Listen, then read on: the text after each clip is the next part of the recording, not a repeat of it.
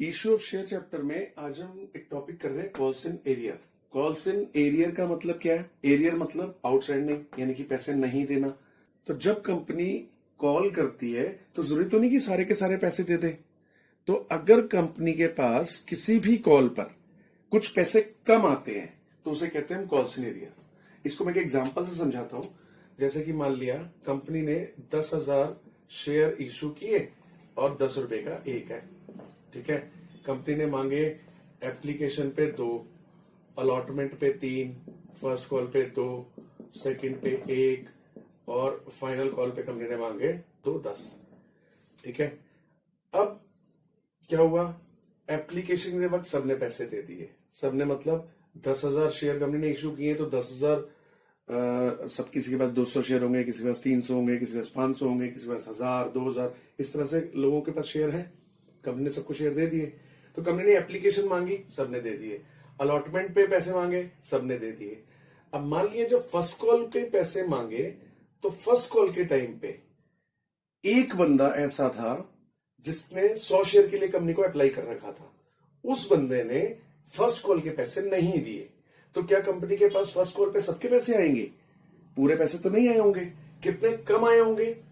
100 share वाला एक बंदा, मान लिया एक बंदा राम था। राम के पास 100 शेयर थे, ठीक है। तो 100 शेयर पे अब राम को भी तो देना चाहिए था ना, कि जब कंपनी पैसे मांग रही है, एप्लीकेशन दे दी राम ने, अलॉटमेंट दे दी, लेकिन फर्स्ट कॉल के टाइम पे राम मान लिया घर पे नहीं था, उसे पता नहीं चला कि कंपनी ने 2 रुपए मांगे, कि चिट्ठी भेजी है भाई फर्स्ट कॉल के पैसे दो। तो राम घर पे था नहीं, उसको भी 100 शेयर पे 2 रुपए देने चाहिए थे ना। उसने 100 पे 2 शेयर जो थे वो नहीं दिए। तो इसका मतलब कंपनी के पास 200 रुपए कम आएंगे ना, तो हम कहेंगे कि 200 रुपए का कॉल्स इन एरियर हो गया, ठीक है। ऐसे ही सेकंड कॉल पे फिर से राम ने पैसे नहीं दिए। इस बार राम ने कितने पैसे नहीं दिए? राम के पास तो 100 शेयर है, तो 100 शेयर इंटू 1, राम को 100 रुपए देने चाहिए थे ना, तो यहां पर 100 रुपए का कॉल्स इन एरियर हो गया।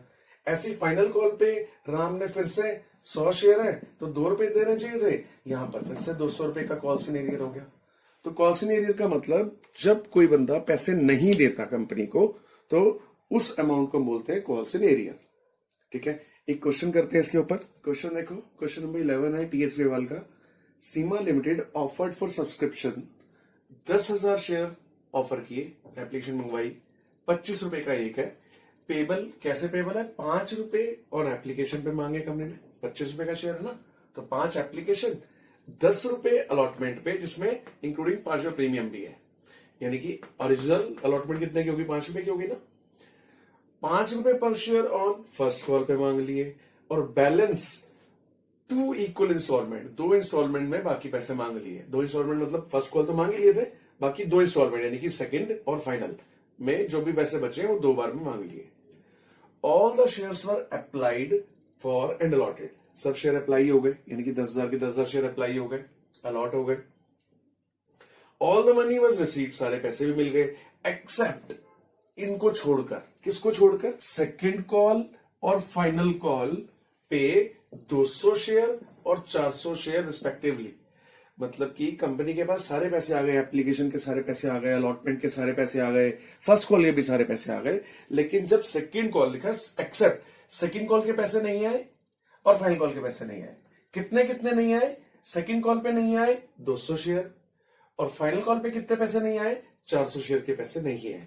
यानी कि ये देखो, ये एरियर हो गया, यानी कि सेकंड कॉल पे 200 शेयर का एरियर और फाइनल कॉल पे 400 शेयर का एरियर है। अभी मैंने बताया ना, कॉल्स इन एरियर का मतलब जो पैसे नहीं आते उसे हम कॉल्स इन एरियर बोलते हैं, ठीक है। उसे एक बार समरी बना लेते हैं। 10,000 शेयर है और कितने रुपए का है? 25 रुपए का एक है और 5 रुपए प्रीमियम है ना। प्रीमियम कैसे पता चला हमें? जब हमने क्वेश्चन आगे पढ़ा तो उसे पता लगा अलॉटमेंट पे प्रीमियम भी है। तो एप्लीकेशन पे कितने? 5 रुपए, अलॉटमेंट पे कितने? 10 रुपए, जिसमें ये 10 रुपए ना, जिसमें 5 रुपए प्रीमियम है, यानी कि 5 + 5, ठीक है।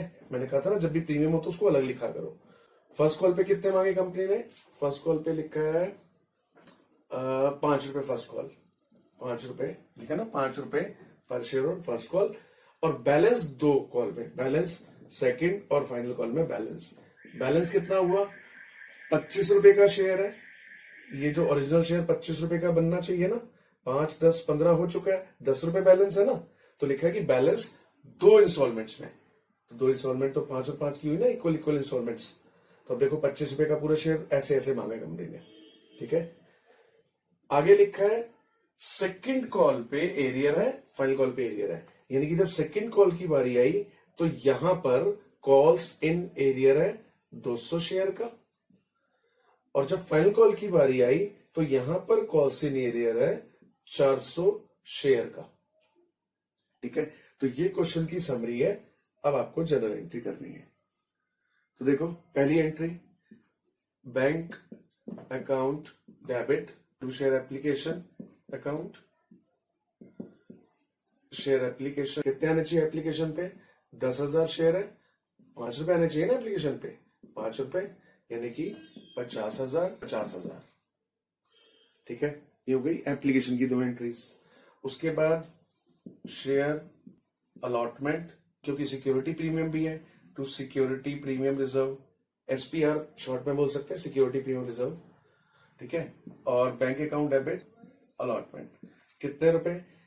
मैंने कहा था शेयर कैपिटल में हमेशा ओरिजिनल वाला, ओरिजिनल 5 रुपए है ना अलॉटमेंट का, तो 10,000 शेयर इंटू 5 रुपए तो ओरिजिनल, और एसपीआर सिक्योरिटी प्रीमियम रिजर्व में 10,000 शेयर 5 रुपए सिक्योरिटी प्रीमियम, तो कितने हो गए? 50,000 50,000 1,00,000।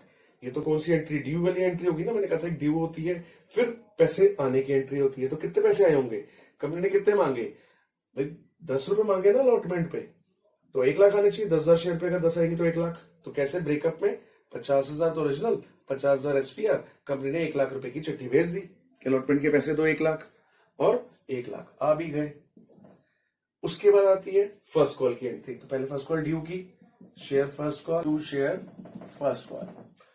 अब यहां पर देखो कितने आ गए, फिर से 10,000 शेयर इंटू 5 रुपए ड्यू किया, share second call to share capital bank account debit to share second call. अब हमें पता है इस एंट्री में कॉल्स इन एरियर है ना।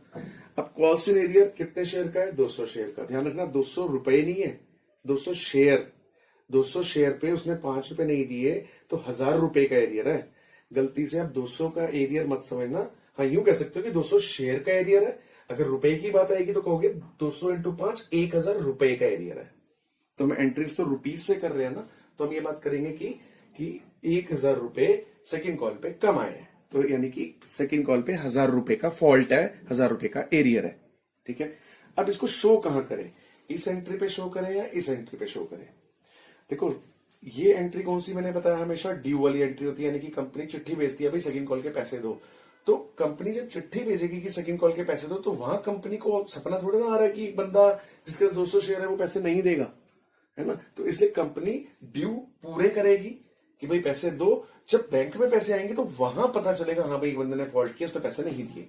तो ये एंट्री हमेशा पूरे से, ओरिजिनल से। 10,000 शेयर 5 रुपए कंपनी ने मांगे, यानी कि 50,000 50,000। ये तो हो गई ड्यू की एंट्री। सेकंड कॉल ड्यू कर दी, 50,000 रुपए दो।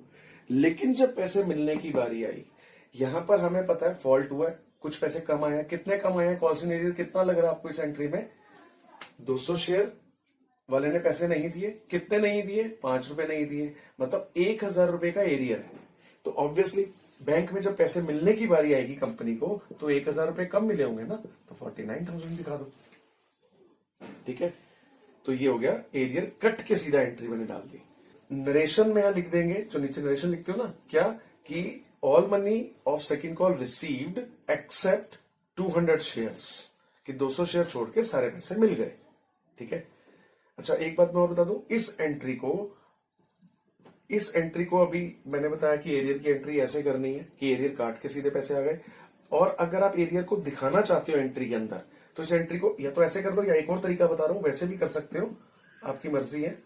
बैंक अकाउंट डेबिट, देखो calls in arrear account debit to share second call. यहां पर कैसे? 49,000 बैंक में आ गए, 1,000 रुपए का एरियर और 50,000। देखो, या तो एंट्री को ऐसे कर लो या ऐसे कर लो, एक ही बात है, ये एंट्री दोनों ठीक है। फर्क क्या दोनों एंट्रीज में? इसके अंदर मैंने एरियर के पैसे सीधा माइनस कर दिए हैं, और इसके अंदर मैंने क्या किया, एरियर को दिखाया है 1000। देखो बैंक में चाहे ये एंट्री हो चाहे ये एंट्री हो, आ रहा तो 49,000 ही है ना। बस यहाँ पे मैंने शो नहीं किया, सीधा माइनस कर दिया दोनों तरफ से। और यहाँ पे मैंने क्या किया, कॉल्सन एरियर को शो कर दिया है कि 1000 एरियर है, 49 आ गए, 50 आने थे। तो आपकी मर्जी है, आप जैसे मर्जी करो, ठीक है। उसके बाद फाइनल कॉल की एंट्री भी कर लेते हैं। Share final call to share capital, bank account debit to share final call. Final call कितने की? 10,000 शेयर है, फाइनल कॉल भी 5 रुपए की है, तो 5। मैंने कहा था ड्यू वाली एंट्री हमेशा पूरे अमाउंट से। देखो यहां भी ड्यू पूरे अमाउंट से की थी, यहां भी ड्यू तो पूरी, क्योंकि कंपनी चिट्ठी तो सबको ही भेजेगी भी पैसे दो, तो कंपनी ने ड्यू किया 50,000 रुपए दो। लेकिन जब फाइनल कॉल में पैसे मिलने की बारी आई, बैंक में पैसे आने की बारी आई, तो हमें पता है यहाँ पे एरियर है। कितने शेयर का एरियर है? 400 शेयर का। 400 शेयर, रुपए कितने? 400 शेयर पे 5 रुपए नहीं दिए, मतलब यहाँ पे कॉन्स्टेंट एरियर कितना हो गया? 400 शेयर 5 रुपए का, मतलब 2,000 रुपए का एरियर हो गया ना। 400 शेयर इंटू 5, 2,000 रुपए कम आए हैं, तो यानी कि 48,000। ठीक है। फिर से वही बात की, इस एंट्री को या तो ऐसे कर लो, या एक तरीका और भी आपके पास, जो भी मैंने ऊपर बताया। कैसे? Bank account debit calls in arrear account debit to share final call 48,000, 2,000, 50,000।